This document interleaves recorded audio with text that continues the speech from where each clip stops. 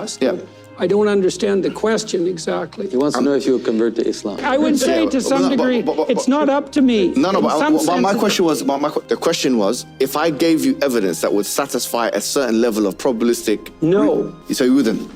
No, because that isn't how I evaluate the situation. How would you evaluate that?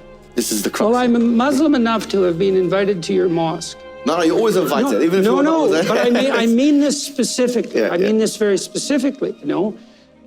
I don't think in some sense, it's a very complicated problem. Okay.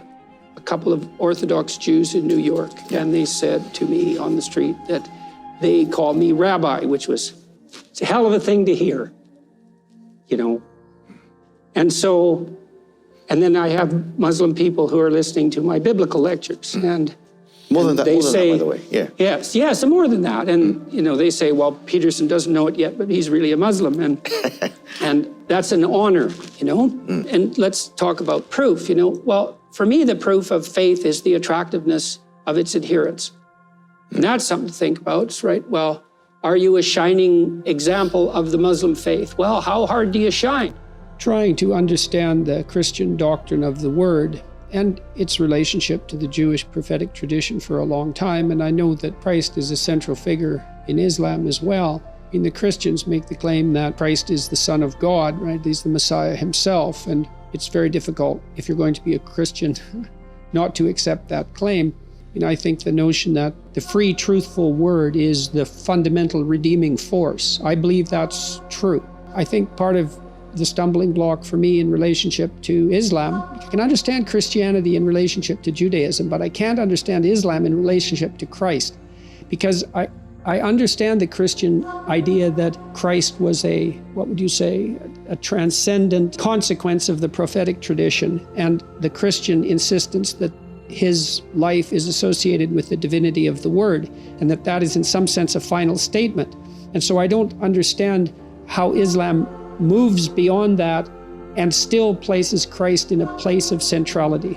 The Muslim theology is I think it's a radical monotheism that even I think it transcends the monotheism of Judaism, which has some anthropomorphic elements in it that the Muslims would not accept. But generally, the Jews and the Christians agree on the theology. Rabbis, I've had many talks with rabbis, and they see Islam. In fact, Kohler says that Muslims were always seen as full proselytes of the Noahidic laws, whereas Christians were not because of the Trinity. So the Trinity is, you know, the principle of the triad is, you know, in Plato, in the Timaeus, that talks about that. So the principle of the triad is a very powerful principle. And there are many, many trinities in the world that we see. If I had to bet on one religion as if I were betting on the stock market for the future, you have to bet on Islam.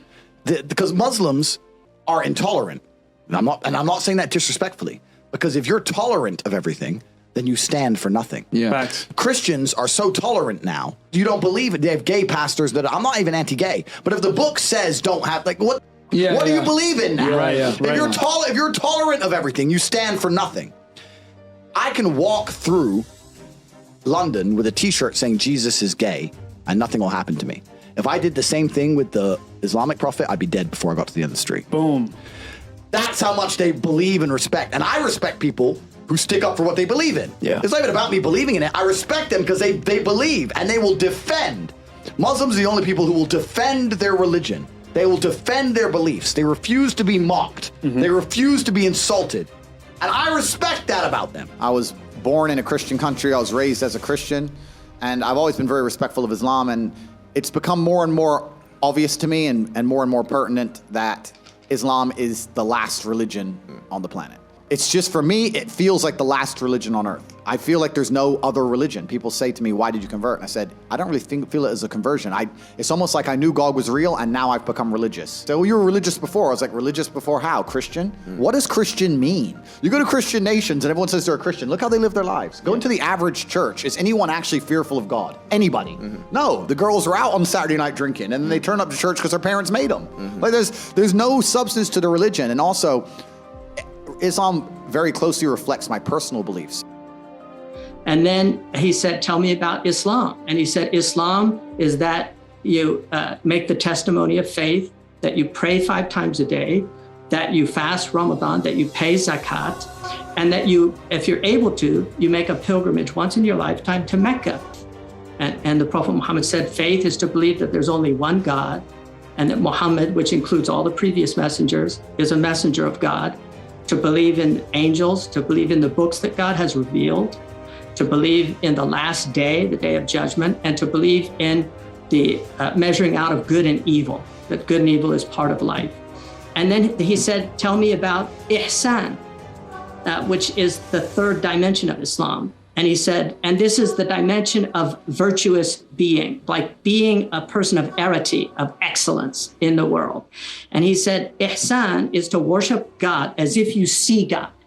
And if you don't see him, at least you know that he sees you. So you have an awareness of that there is a divine presence, and you should be in a state of awareness in your behavior. I mean, one of the things about, you know, if you're driving and everybody's speeding and then somebody sees a cop, they all suddenly slow down. But, you know, that's people when they're in the presence of authority, they tend to behave well, unless they're an utter rebel. I mean, there are those people. I'm trying to figure out how to be a Jew and a Christian and a Muslim at the same time. But become Muslim, that's the best way, because the beauty of Islam is you get the Old Testament, the New Testament, and the Last Testament. I mean, that really is, for me, even the Jews acknowledge this, because Islam in many ways is a universalized Judaism. It's Judaism for the Gentile. We have the mikvah, you know, they do ghusl, we have ghusl. I mean, you know, which is the ritual, the baptism, a total immersion in water ritually to purify yourself, which is done at least once a week. Even talk about Islam. That's the reason I have so much respect for Islam as a whole, because they have, I have so much respect for it because they have a baseline morality. We're here in Dubai. You could walk outside and find a poor construction worker who just moved here, who's earning, I don't know, no money, you know, can barely afford to eat, and offer him $1 million to denounce the Prophet. He won't do it. No way. He'll never do chance. it. He'll never do it. No Whereas chance. in the West, if you were to go and find a Christian, $1. yeah, it doesn't mean anything, right? So it's that baseline morality that they can't corrupt that they're afraid of. It's why they're afraid of Islam. It's why they're afraid of me. It's why they're afraid of people who sit and say there is more to life and existence in this and the next. Yeah. Then men and women will stay families again. People will have children. And People all work the world's hard. problems will be fixed. They'll chase their goals. Absolutely. I call for the Islamification of the entire Western world, because otherwise we have atheistic countries. And when you remove religion, now what do you have? People are now adhering to woke ideology and this new insane religion. Everybody has a religion. If you remove Christianity from the West, you don't have atheists. You now have these people adhering to this woke, new world liberal psychopathy where people are doing absolutely insane and disgusting things to each other and children. And they're sitting there saying that that's progressive somehow. And it's absolutely and utterly disgusting. So if we need a God to believe in to preserve morality and decency amongst humanity, then let's have a God that people actually fear and respect. And that's why Islam is the only religion left on the planet. There's no other religion you can possibly name that even matters. You know, a way to feel better. It wasn't like that. I just truly respect and understand that God is real. And I truly respect and understand that with my own eyes, what I've observed, the truest way to show respect to God is through Islam.